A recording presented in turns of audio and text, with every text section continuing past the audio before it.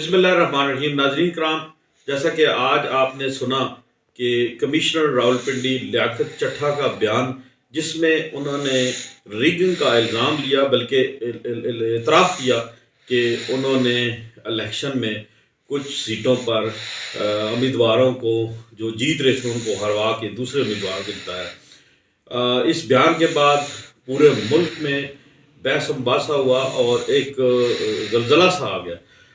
जैसा कि आप जानते हैं कि इलेक्शन के बाद ये काफ़ी दिनों से मुख्तलिफ सियासी जमातों में, जिसमें पीपल पार्टी भी शामिल है और सिंध की मुख्तलिफ जमातें और JUI ANP समेत, वो तमाम ही इस इलेक्शन के मतलब जो है वो इल्ज़ामात लगा रही हैं। ये इल्ज़ामात कहाँ तक सही हैं, सच हैं? यकीनन सुप्रीम कोर्ट ऑफ पाकिस्तान को चाहिए कि इसके ऊपर वो फौरी तौर पर एक्शन ले और इन इल्ज़ामात का जायज़ा ले और जो ज़िम्मेदार लोग हैं उनके ख़िलाफ़ कार्रवाई होनी चाहिए। ये मुल्क तमाम हर वक़्त फ़िक्र का है और इस मुल्क में जितनी भी सियासी पार्टियाँ हैं वो सारी मुहिब वतन हैं, चाहे वो PTI हो, मुस्लिम लीग नून हो या पीपल्स पार्टी। जो भी जीते उसका हक है कि वो मैंडेट उसको मिलना चाहिए। तो ये रवायत अब ख़त्म होनी चाहिए कि जीते हुए को हरा दें और हारे हुए को जितवा दें। मेरे साथ इसी मौजू पर गुफ्तगू करने के लिए सीनियर तजियाकार अहमद नवाज खोखर मौजूद हैं। अहमद साहब, ये बताएं कि आज लियाकत चट्ठा कमिश्नर रावलपिंडी का जो बयान है, इसके क्या असरार मरतब होंगे मुल्की सियासत पर, और आने वाले दिनों में आप क्या सिनेरियो जो है वो देख रहे हैं? जी शुक्रिया मुनव्वर नकवी साहब। कमिश्नर रावलपिंडी लियाकत अली चट्ठा के इस्तीफ़ा के बाद सूरत हाल बड़ी तेज़ी के साथ तब्दील हो रही है और मुल्की सतह पर और डिस्ट्रिक्ट की सतह पर और डिवीज़न की सतह पर बड़ी तेज़ी के साथ तब्दीलियाँ रूनुमा हो रही हैं। उन्होंने प्रेस कॉन्फ्रेंस के दौरान, वैसे तो उन्होंने प्रेस कॉन्फ्रेंस किसी और मकसद के PSL के बारे में की थी, लेकिन इस दौरान उन्होंने धमाका कर दिया और उनकी प्रेस कॉन्फ्रेंस वाकई मुल्की सियासत में एक धमाके का बायस बनी है और हर तरफ इस वक्त पूरी दुनिया में उन्हीं को सुना जा रहा है, वही ट्रेंड है। इस सिलसिले में बहुत सी बातें जो तेज़ी के साथ हुई हैं वो ये हुई है कि एक तो CPO रावलपिंडी ने उन्हें फौरी तौर पर हिरासत में ले लिया है। उन्हें कहाँ ले किस जुर्म में पकड़ा गया है, कहाँ ले जाया गया है, ये बाद में पता चलेगा। इसके बाद जो चीफ मिनिस्टर हैं पंजाब के वज़ीर आला साहब, उन्होंने फौरी तहकीकात का हुक्म दे दिया है और इस सिलसिले में जो मुस्लिम लीग नून का मौक़िफ़ सामने आया है वो ये है जी, राना साहब का ज़्यादा ज़ोर यही था कि इनकी ज़हनी सेहत ठीक नहीं है, उसका मुआयना किया जाए, कराया जाए। इस सिलसिले में हनीफ अब्बासी साहब जो एक कैंडिडेट हैं, उन्होंने ये कहा है कि उन्होंने उनके इल्ज़ामात की तरदीद की है और किस्म किस्म की, मतलब आप यूँ समझिए कि बेसरोपा बातें की हैं। उनकी कोई मुस्लिम लीग नून के रहनुमाओं के जो बयानात आए हैं बड़े वज़नदार आ सकते थे, लेकिन उन्होंने जो बातें की हैं वो बिल्कुल आम सी हैं, सतही सी हैं। एक तो मैं ये कहूँ कि इस हिस्से में जो ये कहा जा रहा है कि कमिश्नर साहब को जो गिरफ़्तारी की गई है, ये गिरफ़्तारी नहीं होनी चाहिए थे, ओपन होना चाहिए था। अब गिरफ़्तारी के बाद सूरत हाल क्या सामने आती है, उनसे क्या कहलवाया जाता है, ये तो फिर आपको पता है। जो पुलिस की ज़ेर हिरासत मुलज़म हो, उनकी इस प्रेस कॉन्फ्रेंस से स्टेट पर बड़ा दब्बा लगा है, स्टेट पर बहुत ज़्यादा इल्ज़ामात आए हैं और उन पार्टियों को जो एक PTI आज एहतजाज कर रही है, कल मुल्क भर में दीगर पार्टियों ने एहतजाज किया, स्वाय मुस्लिम लीग नून, पीपल पार्टी या एक दो जमातों के, बाकी सब पार्टियां मैदान में हैं, एहतजाज कर रही हैं। उनके बयानिए को तक़वियत मिली है। कमिश्नर रावलपिंडी किस हद तक इस सिलसिले में जो कमिश्नर साहब ने बातें की हैं कि मैंने आरोज़ को ये किया और उन्होंने ठप्पे लगाए, ये वो, मैं ये समझता हूँ कि उनकी बातें बेवज़न बातें हैं। ठप्पे शप्पे लगाने वाली कोई बात नहीं है। टप्पे किस चीज़ पे लगाने थे, कोई बात पूरी पड़ती है। वो खुद कहते हैं कि 50,000 वोटों को हमने 50,000 वोटों को इधर उधर किया, हारने वाले को जिताया, तो 50,000 ठप्पे लगा के पूरा होता है। उसमें एक पूरा इन्वॉल्व है, प्रिजाइडिंग अफसर है, बेशुमार स्टाफ होता है, अमला होता है। तो मैं समझता हूँ कि ये उनकी बात जो है वो बिल्कुल गलत है, सही नहीं है। इसके अलावा देखना यह है कि कमिश्नर साहब के पास कितने अख्तियारात होते हैं। मेरे ख्याल के मुताबिक असल अगर इसका देखा जाए तो इसकी ज़्यादातर ज़िम्मेदारी जो है वो DCOs पर होती है। जो DC हैं, रावलपिंडी का जो DCO है वो इसका ज़िम्मेदार है। जो चकवाल का डीसी है वो इसका ज़िम्मेदार है, जो अटक का है, जेलम का है, वो इसके ज़िम्मेदार हैं।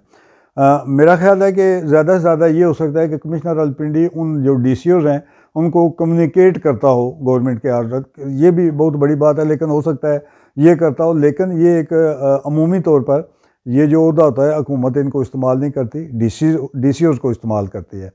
और इसके अलावा जो उन्होंने कहा कि नताए तब्दील किए गए, उसमें किसी हद तक ये जान हो सकती है कि चूँकि अपोजिशन जमातें, बहुत सारी जमातें ये बात कह रही हैं, और इसके अलावा जो बात है कि लोग कह रहे हैं कि 80-80 हज़ार लाख के वोट जो हैं वो तब्दील कर दिए गए।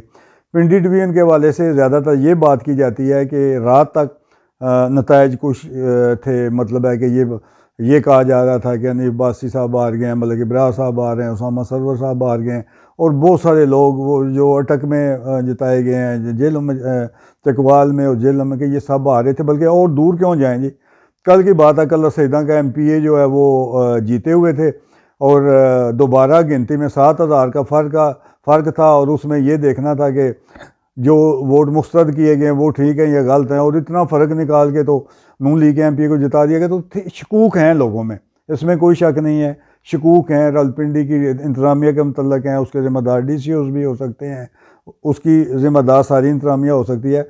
लेकिन बात यह है कि उसके लिए जो कमिश्नर साहब ने बातें की हैं वो अमूमी तौर पर उनमें ज़्यादा वज़न, बात में इस लिहाज से वज़न ज़रूर है कि ये अपोजिशन के इल्ज़ामात थे और बज़ाहिर नज़र भी आ रहा था, लेकिन उन्होंने जो सबूत की बात की, उनके पास कोई सबूत नहीं है, उनके पास कोई ऐसी बात नहीं है, और वो ज़्यादा ज़िम्मेदार नहीं है जैसा वो कह रहे थे कि मुझ पे बोझ है और मैं रात को सो नहीं सकता था और मुझ पे बैरून मुल्क पाकिस्तानियों का और ऐसा प्रेशर था। उन पे क्या प्रेशर होना है, वो सरकारी मुलाजम है, और जो कर रहे हैं वो कोई ऐसी बात तो नहीं थी, ये बातें हैं। तो मैं ये समझता हूँ कि इस सिलसिले में एक तो उनको गिरफ़्तार नहीं किया जाना चाहिए था, दूसरा ये कि जो वज़ीर आला साहब ने कहा है कि इसकी फौरी तहकीकात का हुक्म दिया है, तो मेरा ख्याल है कि ये तहकीकात ऐसे नहीं है। अगर तहकीकात ये किसी भी सूरत में जुडिशल कमीशन, सुप्रीम कोर्ट के जज साहब या कम अज़ कम हाई कोर्ट के जज साहब की क़यादत में कमीशन बनाया जाए जो सिर्फ रावलपिंडी डिवीज़न के मामलात का जायज़ा ले, और उसके मुताबिक इसमें एक बात ये आ रही थी सामने कि अगर ये फ़र्ज़ करें इल्ज़ामात सही साबित हो जाते हैं तो उसका क्या होना चाहिए।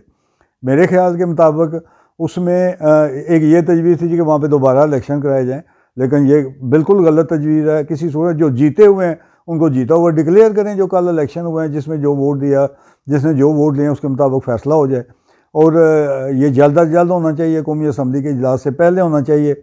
जो हारे हुए हैं उनको बाहर करना चाहिए और जीते हुए हैं उनको मौका देना चाहिए कि वो असम्बली में जाके अवाम की नुमाइंदगी करें। और कमिश्नर के इल्ज़ामात ये तो वो बातें हैं कि जो मैंने कानूनी लिहाज से की कि क्या पॉसिबिलिटी हो सकती है, क्या नहीं हो सकती।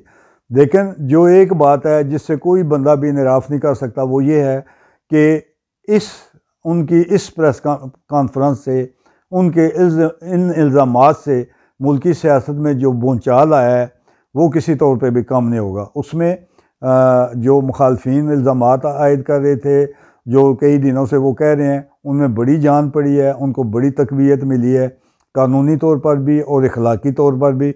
और मैं ये समझता हूँ कि जो ट्रिब्यूनल्स बनाए गए हैं, जो अदालतें बनाई गई हैं, वो फौरी तौर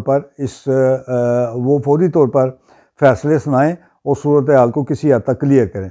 फिर जो कमिश्नर साहब ने ये कहा था जी कि इलेक्शन कमीशन इसका ज़िम्मेदार है और फलां, मैं समझता हूँ कि ये भी उन्होंने बड़ी मतलब है अपनी क्या कहते हैं कि औकात से बढ़ के बात की है। इलेक्शन कमिश्नर ने अगर हदायत देनी है तो वो उनको हदायत नहीं देगा, ना ये पाबंद है इलेक्शन कमिश्नर की हदायत के कि फ़लाँ को जितवा दो। ऐसे तो नहीं होता ना, ये आर ओ को तो ये नहीं कह सकते, ना इलेक्शन कमिश्नर कह सकता है, और ना ही उसने कहा होगा कि फ़लाँ को जितवाओ, फ़लाँ को हरवाओ। ये तो कंडक्ट उस आर ओ का ज़ाती तौर पे है कि अगर वो कोई कहता है तो उसको जितवा देता है, तो वो ना कानूनी तौर पे पाबंद है, ना अपने सीनियर्स की ये बात मानने के लिए पाबंद है कि उसे कहें कि जिसने 80,000 वोट लिया है उसको 80,000 से जो जीता है उसको हरवा दो, जितवा दो। ये उनके ज़ाती कंडक्ट्स हैं, और अगर वो कोई ज़िम्मेदार है तो उसको करार वाकई सज़ा देनी चाहिए, और इसकी फौरी तौर पे किसी जज की क़यादत में कमीशन बनना चाहिए ताकि दूध का दूध और पानी का पानी हो, लेकिन उनको रिहा किया जाए। अगर आने वाले कल उनके से कोई बयान दिलवाया जाता है और ये कहा जाता है कि उनकी जहनी सेहत नहीं है और कल कहा जाता है, तो इस पर कोई यकीन नहीं करेगा। ये वो मामला और उस मामले को आग पकड़ेगा, मज़ीद आग पकड़ेगा जो इस वक्त पूरे मुल्क में लगा हुआ है। तो लिहाजा इसको बड़ी दानिशमंदी के साथ टैकल करने की ज़रूरत है। और लोगों के इत्मीनान की खातर अगर आपने तहकीकात करानी है तो किसी सरकारी अफसर से नहीं बल्कि आप किसी जज से करवाइए, और जल्द अज जल्द, ताकि दूध का दूध और पानी का पानी, और जो आ रहे हुए हैं उनको फारिग करें, जो जीते हुए हैं उनको मौका दें।